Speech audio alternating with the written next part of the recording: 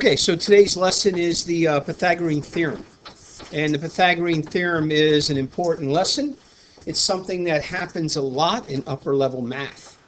All right, so something that's important happens a lot in upper level math.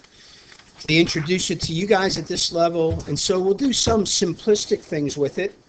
But it's important that you begin to understand it and try to get a grasp of what it's all about. I'm going to play a clip, and I don't know how easy this is going to be to hear, but I don't know how many of you have seen The Wizard of Oz? Okay, so this is a clip from The Wizard of Oz. It's when the Scarecrow gets his brain. And as best you can, Brendan, get the lights for us. As best you can, try to listen to what he says. Every pusillanimous creature that crawls on the earth or slinks through slimy seas has a brain. Back where I come from, we have universities, seats of great learning, where men go to become great thinkers. And when they come out, they think deep thoughts, and with no more brains than you have. But they have one thing you haven't got, a diploma. Therefore, by virtue of the authority vested in me by the Universitatis Comitiatum E Pluribus Unum, I hereby confer upon you the honorary degree of Ph.D. Ph.D.? Doctor of Ecology. Sum the square roots of any two sides of an isosceles triangle equal to the square root of the remaining side. Oh, John, I've got a brain!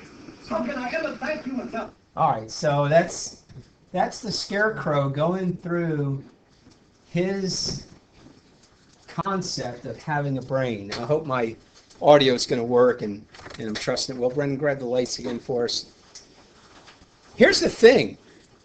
That was written in, I don't know, 1953 maybe, something like that. It was written a long, long, long time ago.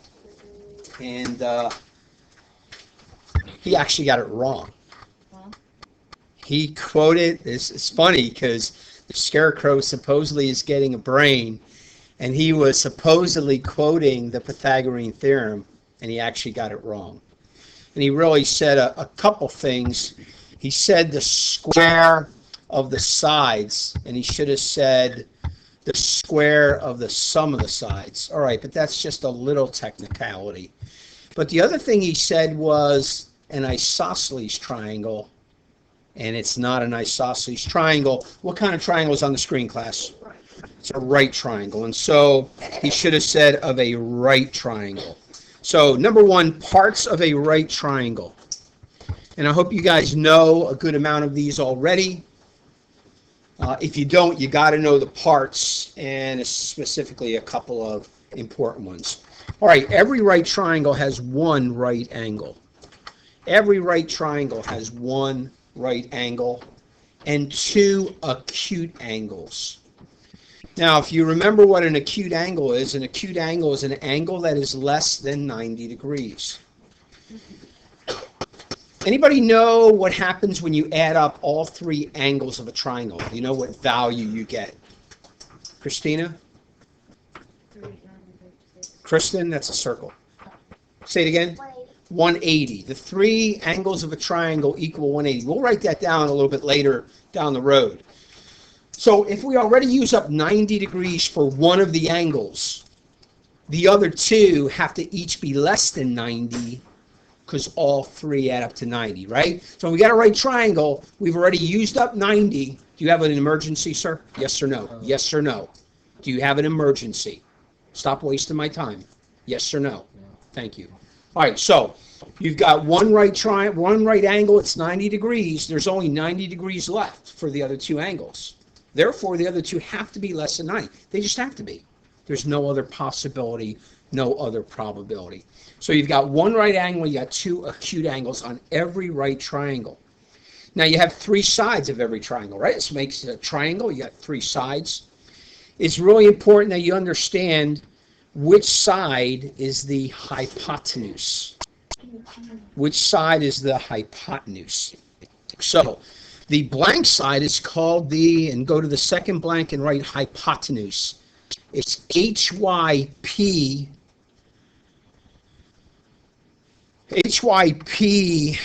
O-T-E-N-U-S-E.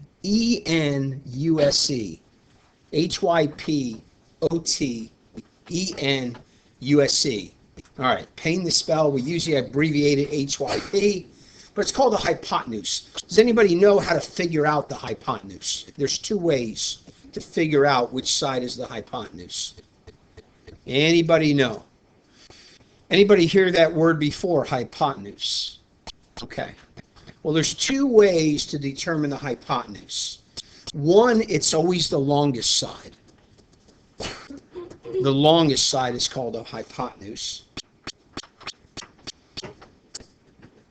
But sometimes it's a little bit hard to determine which side is actually the longest, because you can have two sides that are pretty close to the same length. So the other way to figure it out is, one, it's always the longest, and two, it's also across from the right angle. It's always across from the right angle. Here's your right angle, go across from the right angle, and sure enough, there's your hypotenuse.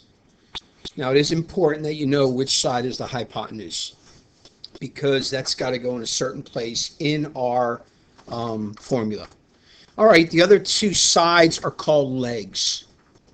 Every right triangle has a hypotenuse and two legs. A hypotenuse and two legs.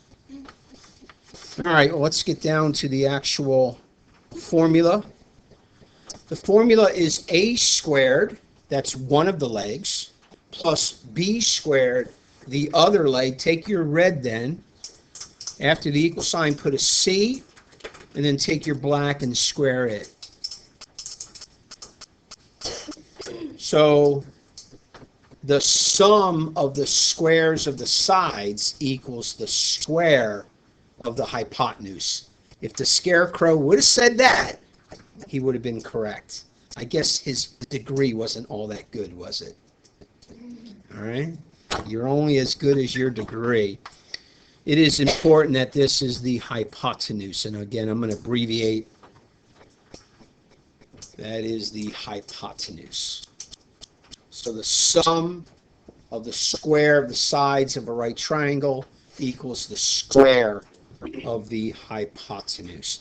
Now, there are some different forms of that. Same formula, different forms, and we'll get into that in a little bit. Okay, same idea, but different forms. All right, so how do you use this Pythagorean theorem?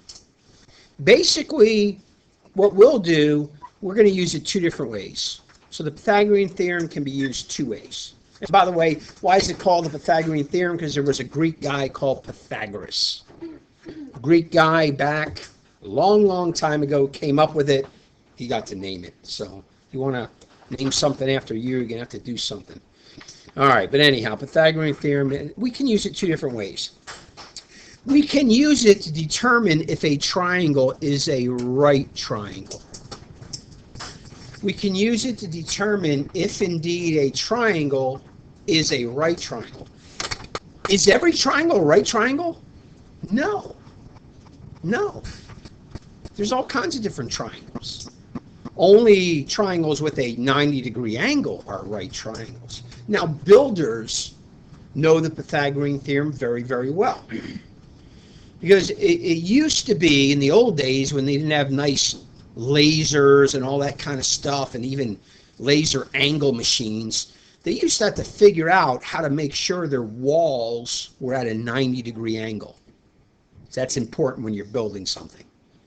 You want it to be at a 90-degree angle. You need to keep things perpendicular. Again, 90-degree angles. 90-degree angles are all over buildings. And therefore, any carpenter, all the trades that build know the Pythagorean theorem. They use it all the time to determine a right angle. We can use it to figure out if indeed a triangle is a right triangle. All right, I'm going to put this higher, so let me get rid of my shade. So let's take a look at this situation. I've got a triangle here to the right, and the question is this triangle a right triangle? Now look, it is important that the longest side be considered the C. 34 is longer than 30, and it's longer than 16, and I color-coded this one to make it easy. So we're going to put in the values and see if indeed it works. 16 for the A, 30 for the B. By the way, probably I should have put in 30 for the A and 16 for the B, but it doesn't really matter. Those two are interchangeable. But the 34 has to be the C. The other two are interchangeable, it'll work out either way.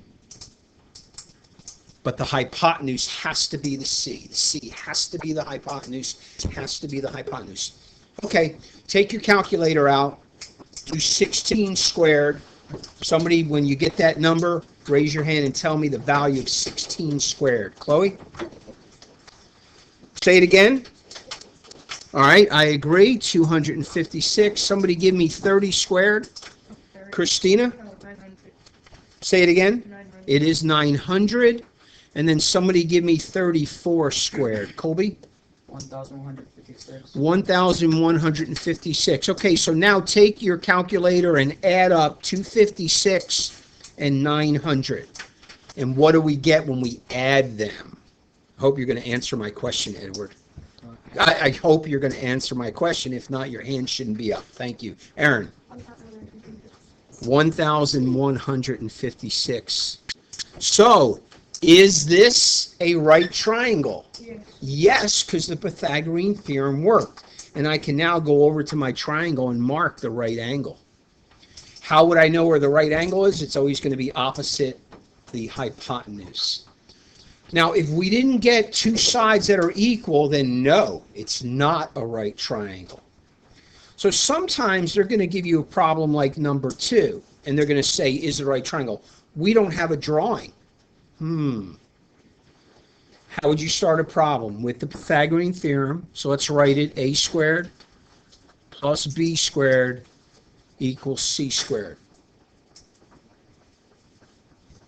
Now, of those three values, one of them has to definitely go in for the C. So what value are you going to put in for C? Say it if you know it.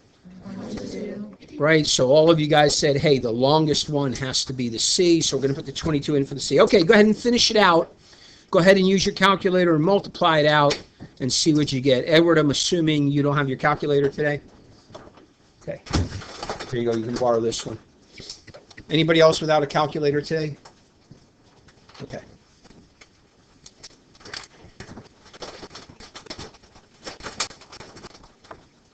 So punch it out. Look at the numbers and determine, is it a right triangle, yes or no?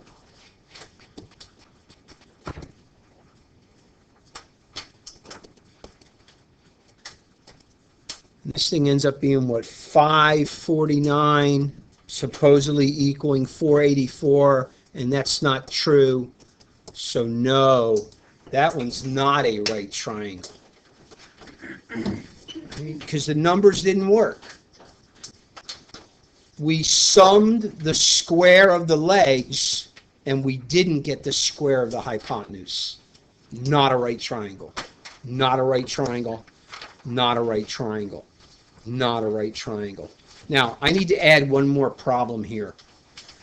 So let's do a number 3. I'm just going to go like right over here on the right. And you guys should have room there as well. Here are 3 sides, and again, tell me if this is a right triangle, yes or no. The sides are 2, the square root of 12, and 3. 2, the square root of 12, and 3. I'll give you a hint. A squared plus B squared should equal C squared. Go ahead and figure it out. Is that a right triangle? Yes or no? Right triangle, yes or no? Right triangle, yes or no? All right, so let me take a vote. How many say yes, it is a right triangle? Let me see your hands. No yeses. How many say no, it is not a right triangle? So it's everybody says no. Okay. So the hint was a squared plus b squared equals c squared. Right. The first thing we have to determine is which side is the hypotenuse.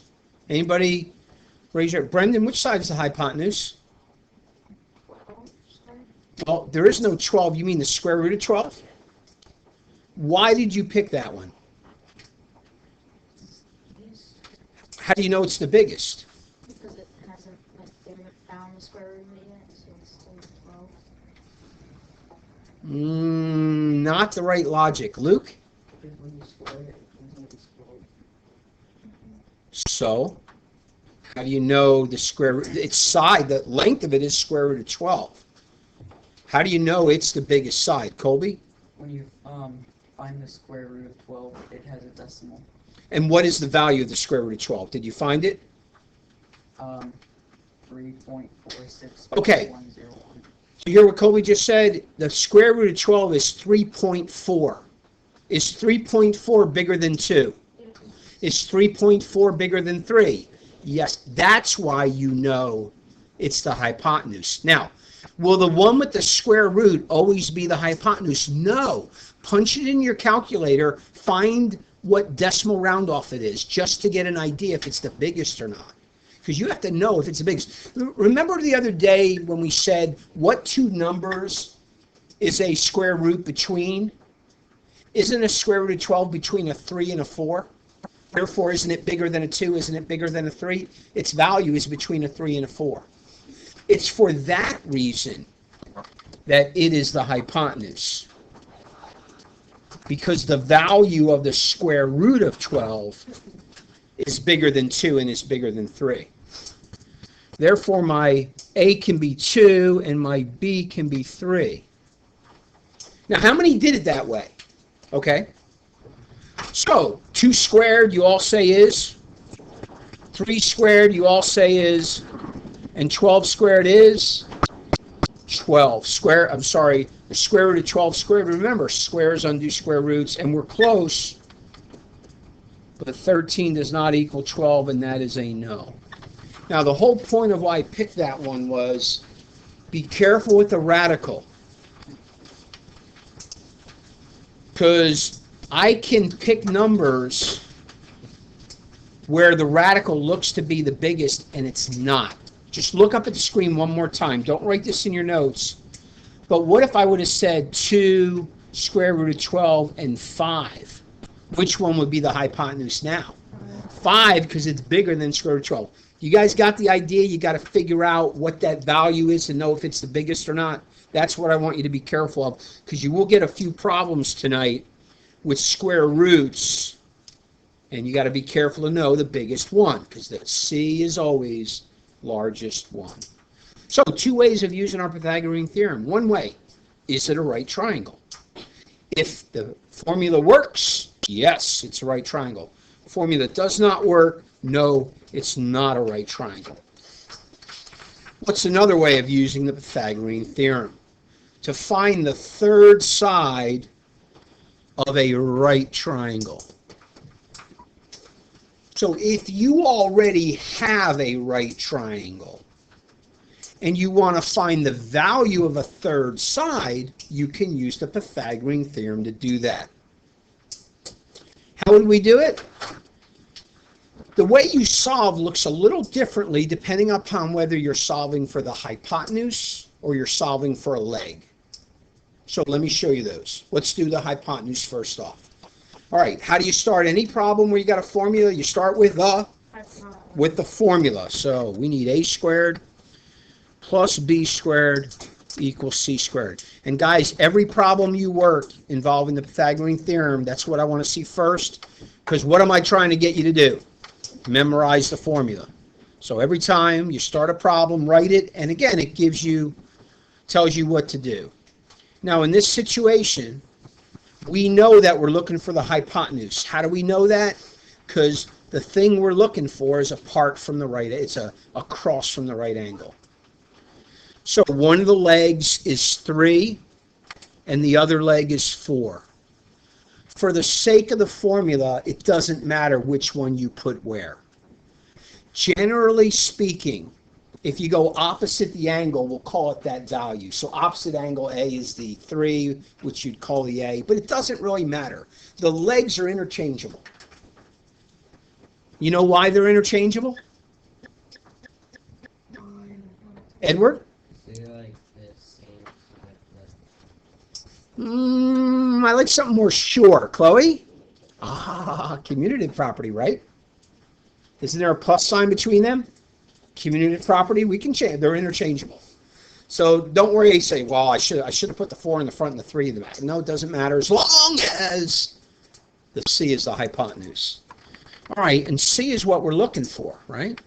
So I'm going to use my red for the C, but I'm going to keep the squared in blue. So that's where we're at right now. Hey, guess what? We're solving an equation with the variable squared. Do you remember how to do that? First thing you want to do is isolate the squared term. Get it all by itself on one side of the equal sign. Have we done that? Yes.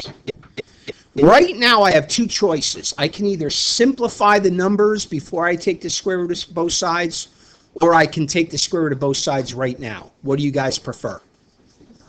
Simplify it first? Okay. So we all know a 3 squared is a 9, and a 4 squared is a 16. Give yourself a little room here when you write your C. Well, maybe not yet, because we're going to keep going one more step. All right, now you can add your 9 and your 16. Oh, wrong pen. 9 and 16 is 25, and that equals the C squared. I'm going to use my red.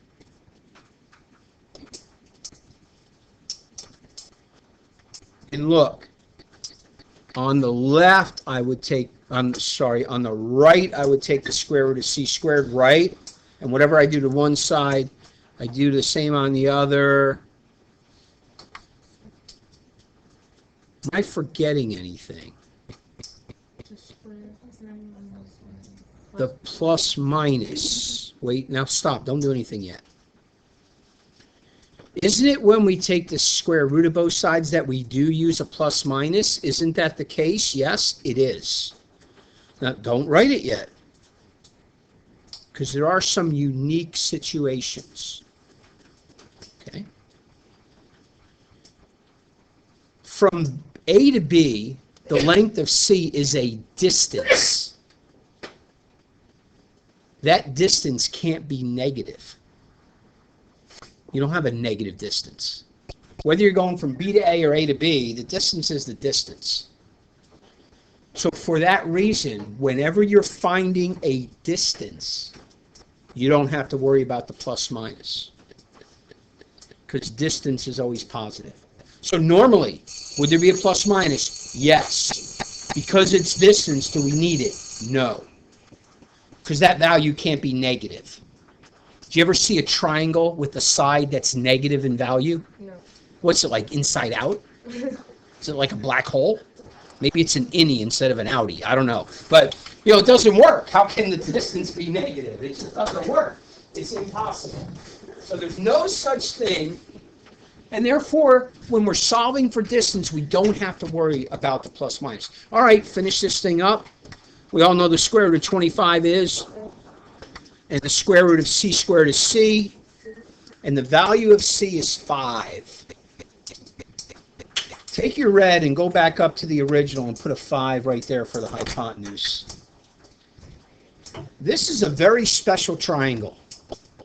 All carpenters, that's carpenters for you non-Jersey speaking people, all carpenters know the Pythagorean Theorem, and they know 3, 4, 5 triangle.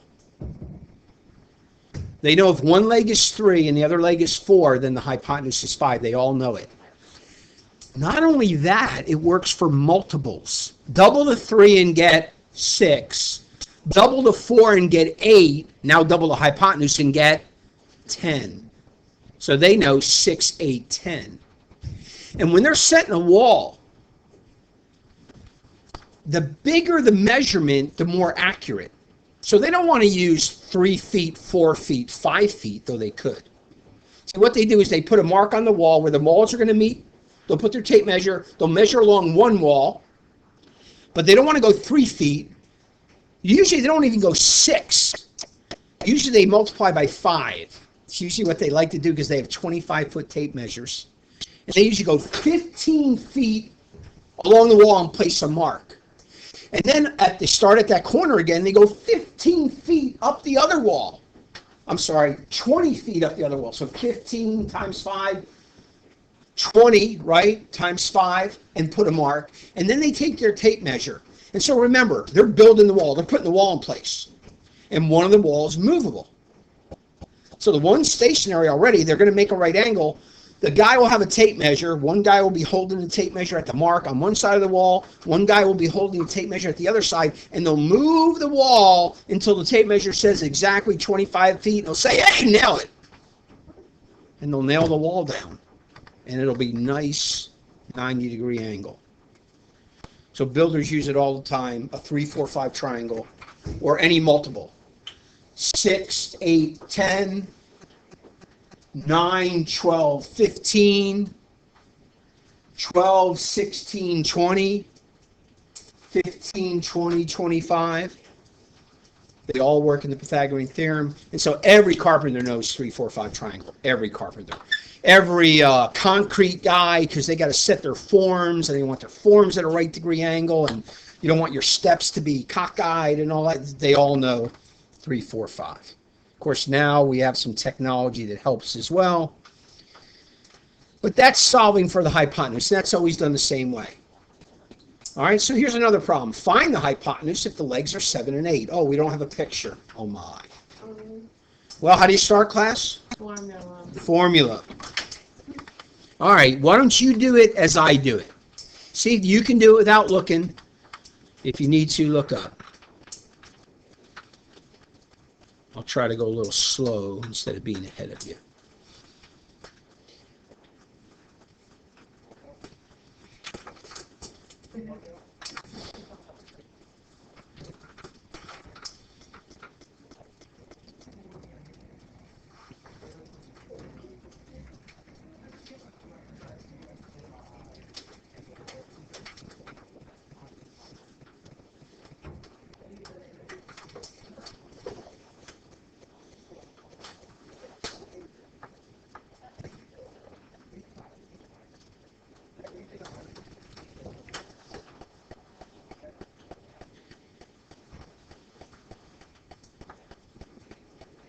Keep working if you're not done yet. Those of you that are done, let's leave an exact answer.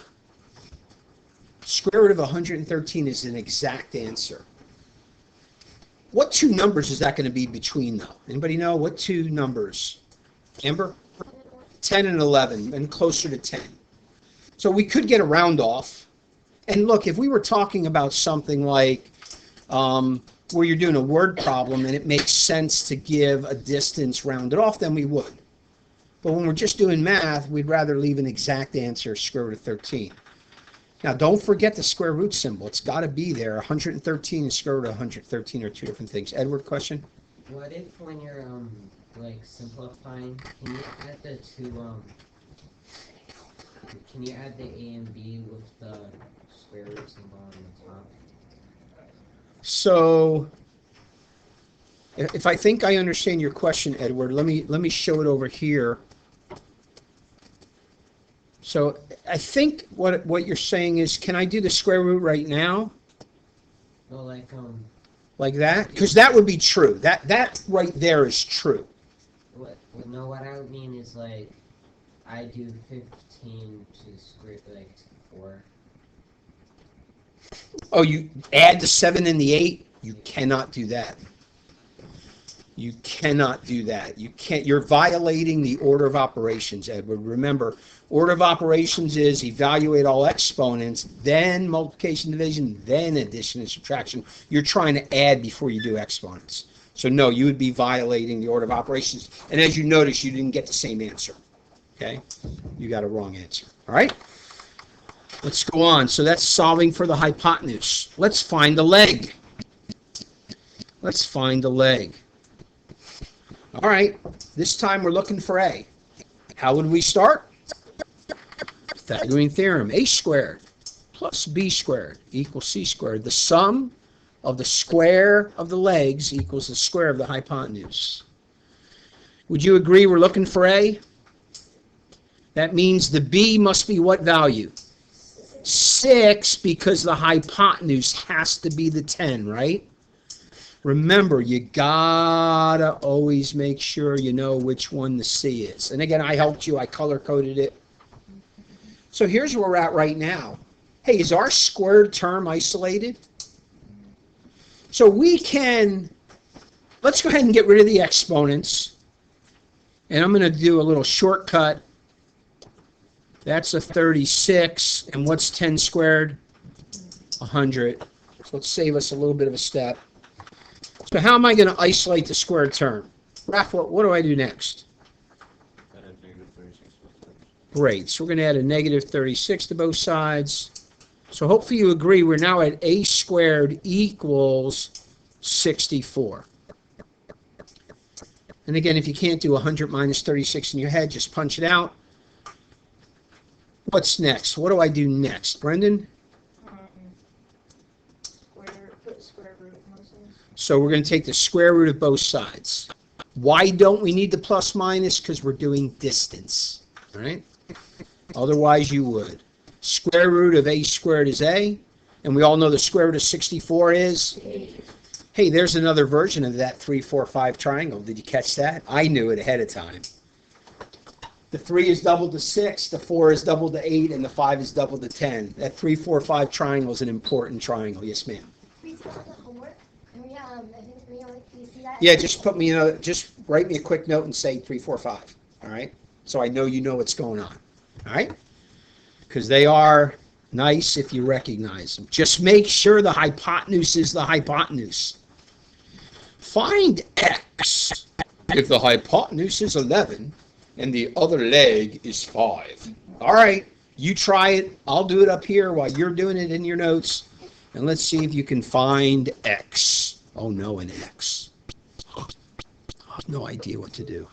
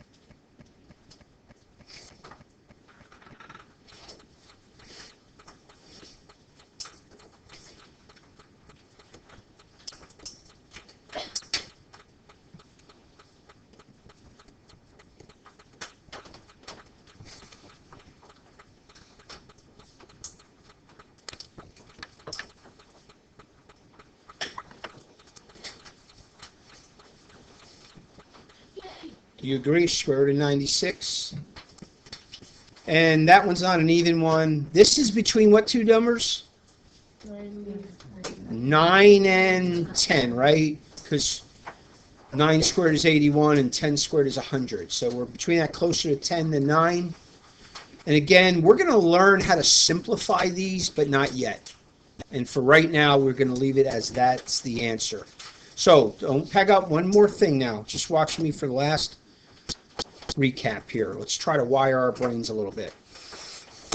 Remember, what kind of triangle do you use the Pythagorean Theorem on? Only a right triangle. And in that right triangle, you must know which side is the hypotenuse.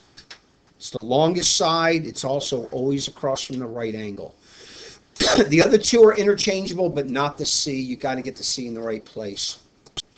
Memorize it. Sum of the square of the legs equals the square of the hypotenuse. So a squared plus b squared equals c squared. What two ways are we going to use right now the Pythagorean Theorem? One, to figure out if indeed a triangle is a right triangle. Formula works, it's a right triangle. Formula doesn't work, it's not a right triangle. The other way is to solve for one of the legs or the hypotenuse of the right triangle. Okay, that's it for today.